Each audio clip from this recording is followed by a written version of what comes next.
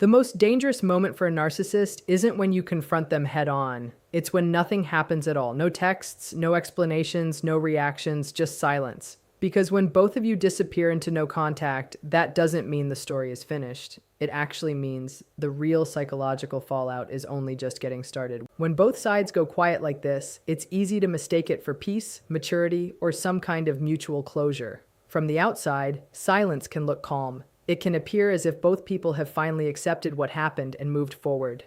But psychologically speaking, silence does not always mean healing.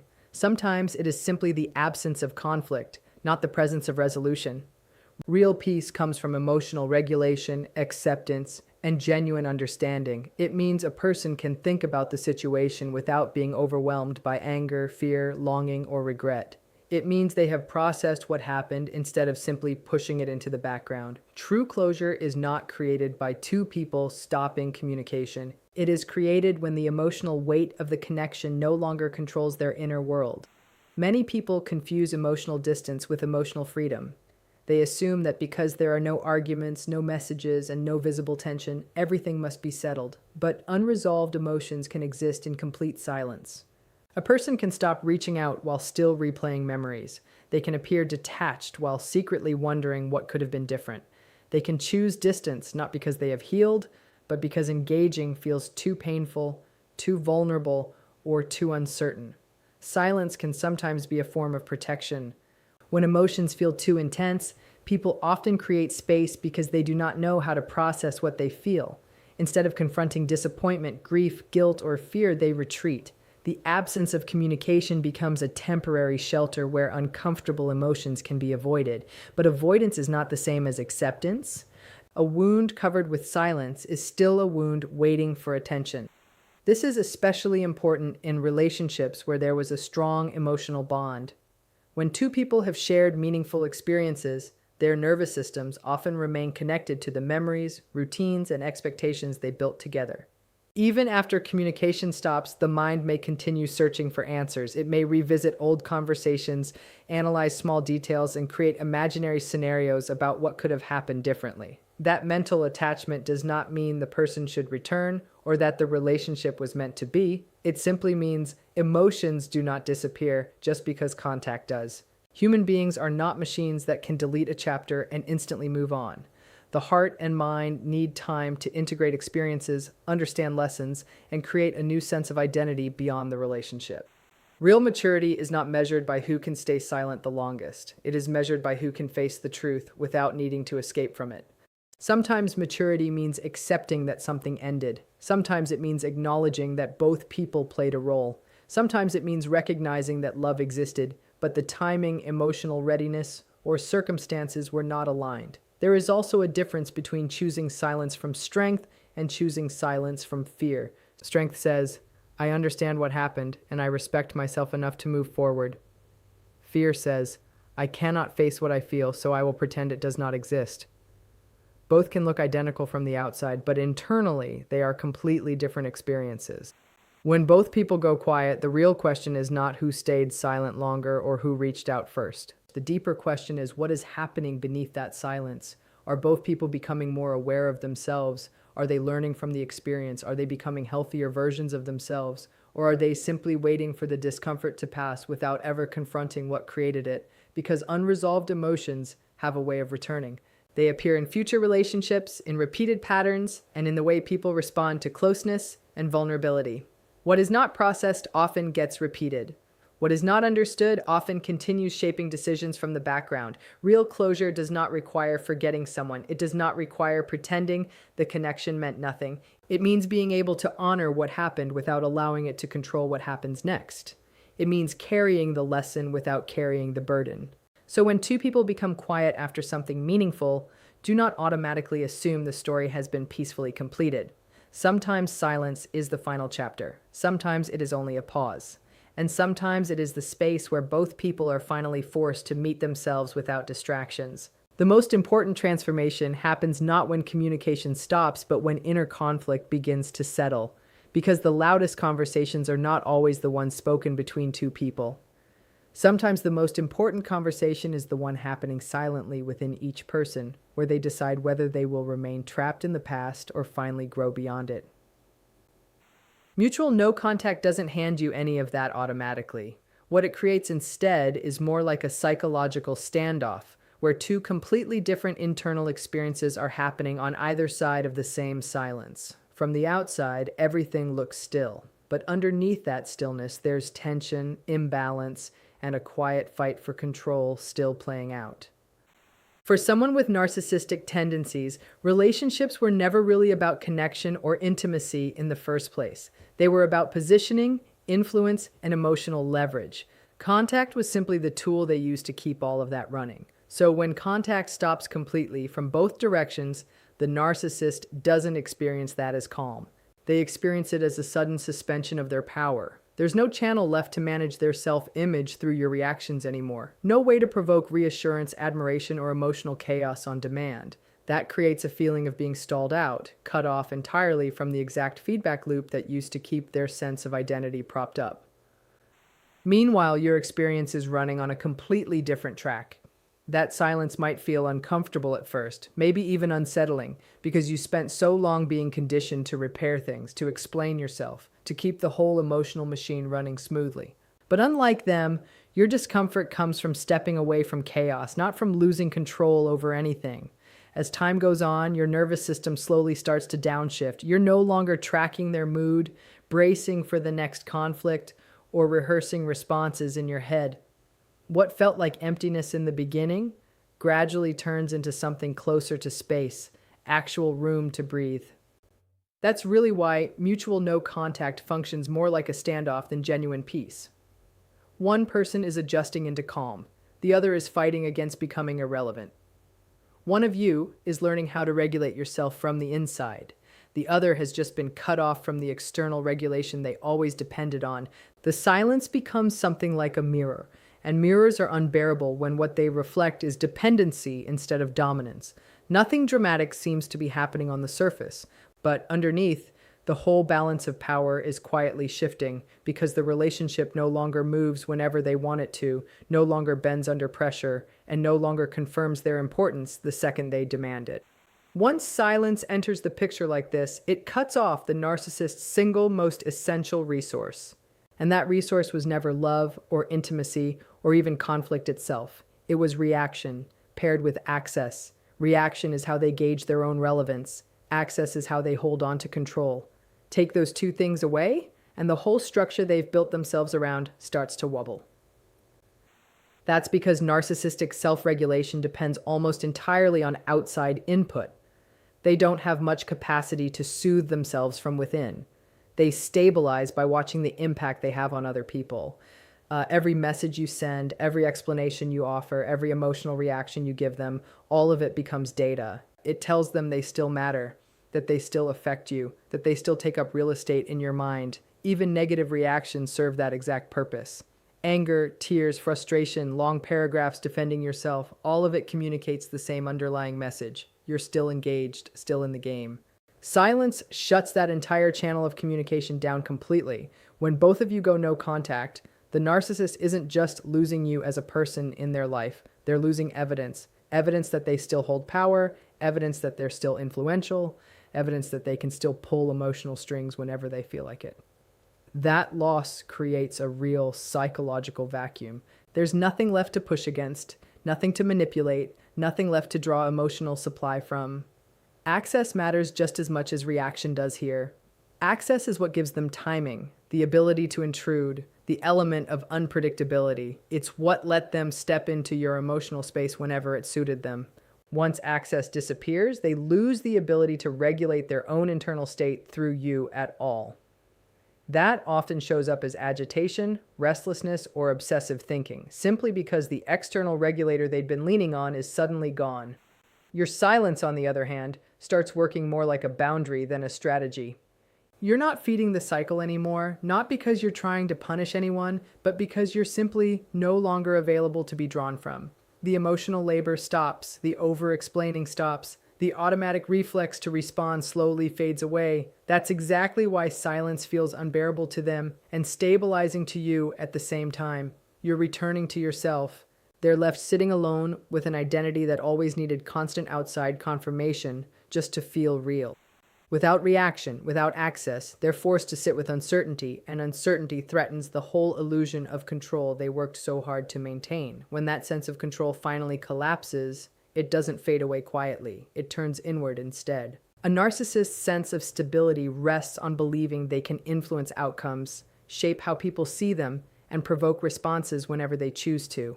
Mutual no contact removes the entire stage where all of that used to get performed.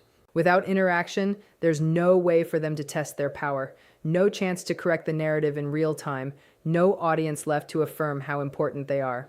At first, they lean on memory instead. They replay old interactions, reminding themselves of moments when they clearly had the upper hand. That mental replay works as a kind of temporary stand-in for real control, but memories don't talk back. They don't offer reassurance. They don't react to anything. And over time, that becomes more frustrating than comforting. As the silence stretches on, a deeper problem starts to surface.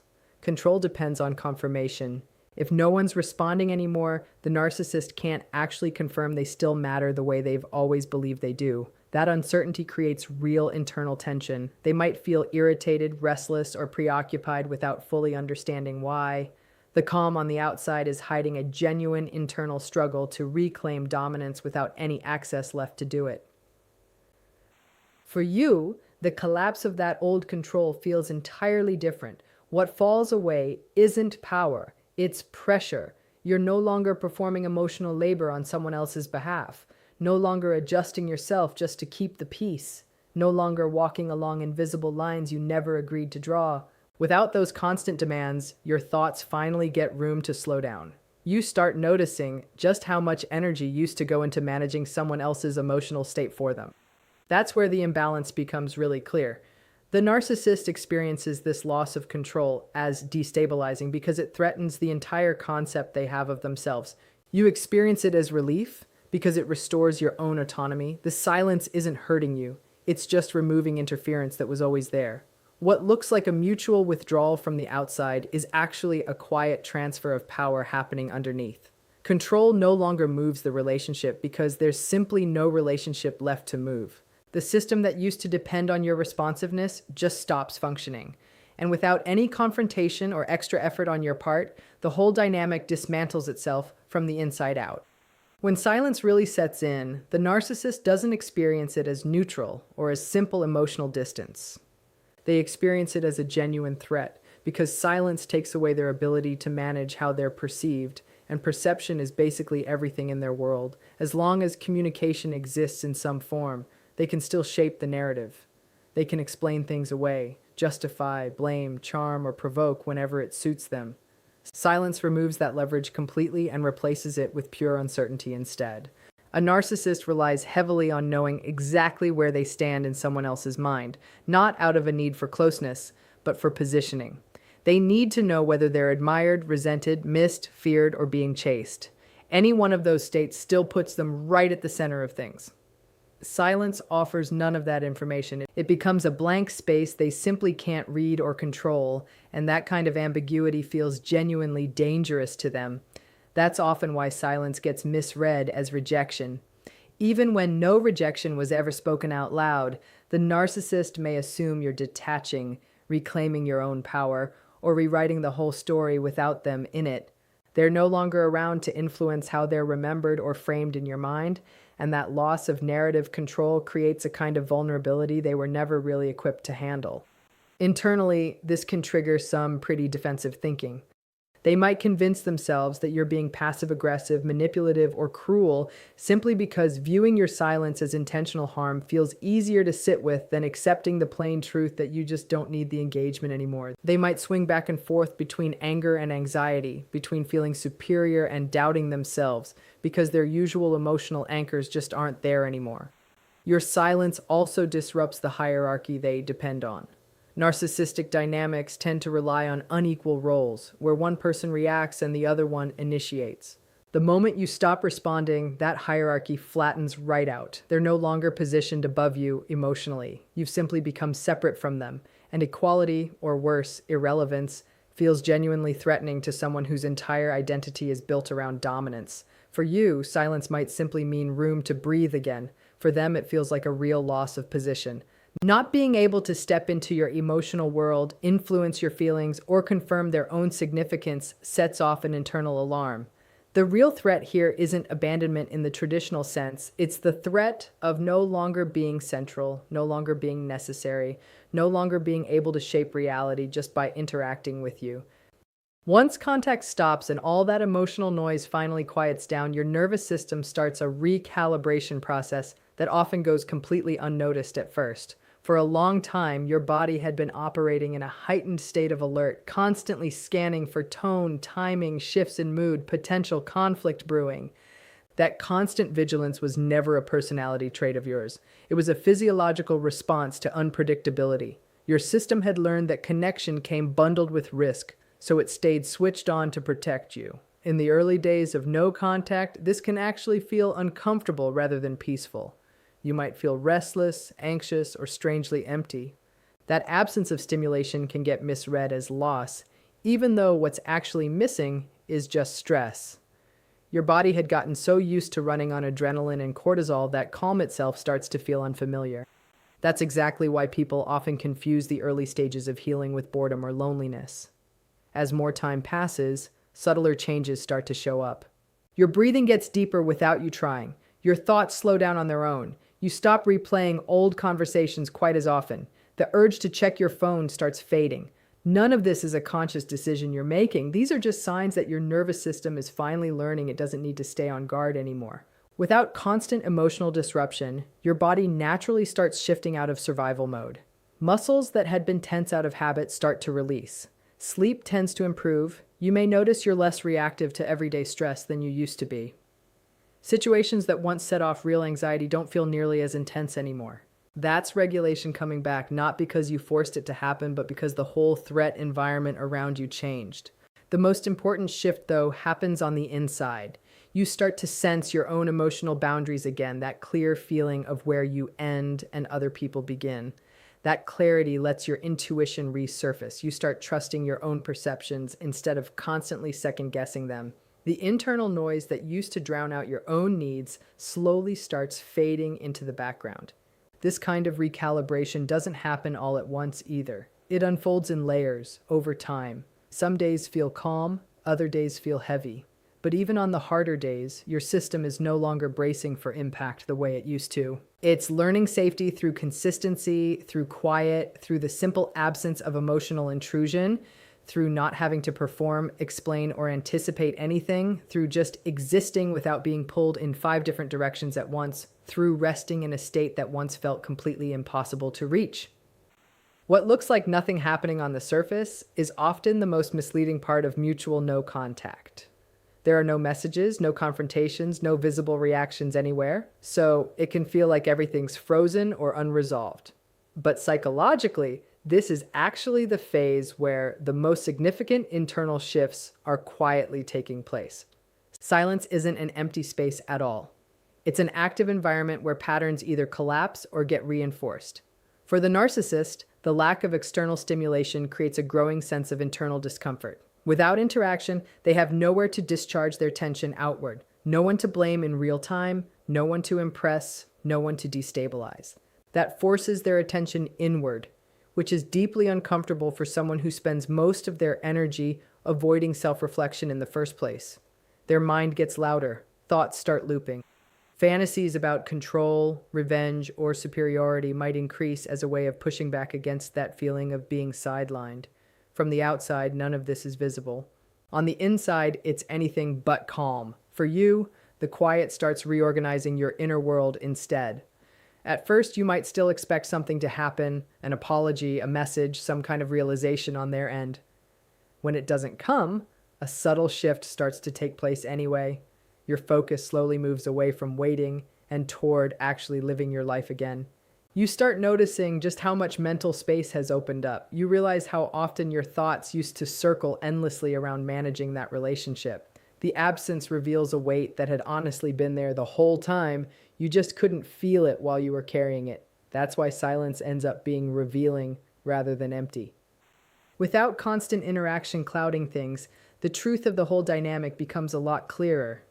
You start to see that the connection was only ever maintained through your effort, your vigilance, your emotional labor. You see just how little reciprocity was actually there. You see how much you kept adapting while the other person stayed exactly the same.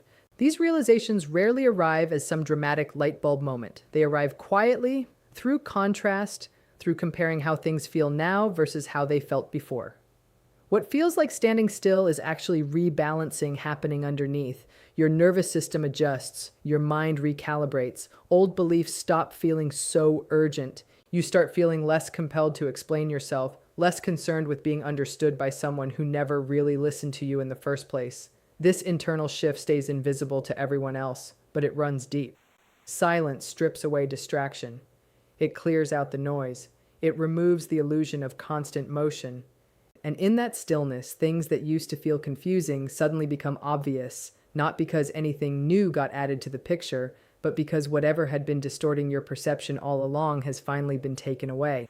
As mutual no contact continues on, the most significant change isn't anything happening externally. It's an internal shift in where the power actually lives now. Power inside dysfunctional dynamics tends to be loud. It shows up as control, dominance, emotional intensity, constant movement, and disruption. Healing power looks completely different. It's quiet. It shows up as detachment, clarity, and the absence of urgency. That's exactly why this transformation can be so easy to miss while it's actually happening. For you, power slowly starts settling back into your own body and mind.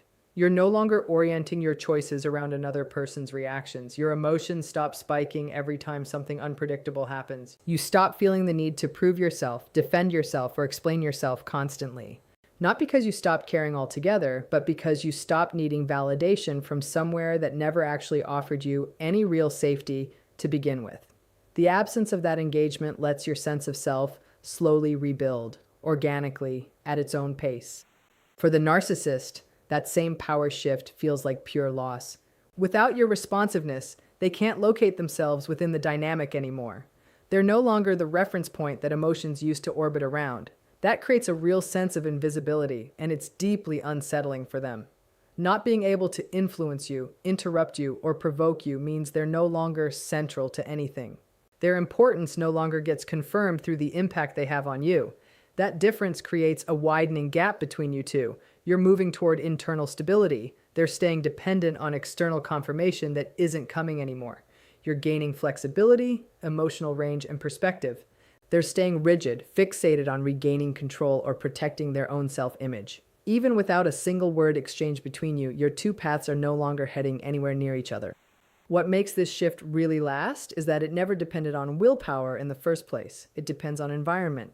The absence of chaos gives your whole system room to reorganize itself. You start to recognize peace, not as some kind of emptiness, but as capacity, the capacity to think clearly, the capacity to actually choose things for yourself, the capacity to be present without constantly bracing for the next blow. The silence becomes a boundary that doesn't need to be enforced or defended. There's nothing left to argue about, nothing to explain, nothing to negotiate anymore. The whole dynamic loses its momentum because it simply has no fuel left to run on. And somewhere in that quiet, something irreversible happens. You realize your power was never actually taken from you in the first place. It was handed over slowly, piece by piece, through years of engagement. And once that engagement finally ends, power doesn't need to be fought for or reclaimed. It just returns naturally, quietly, to exactly where it always belonged, with you.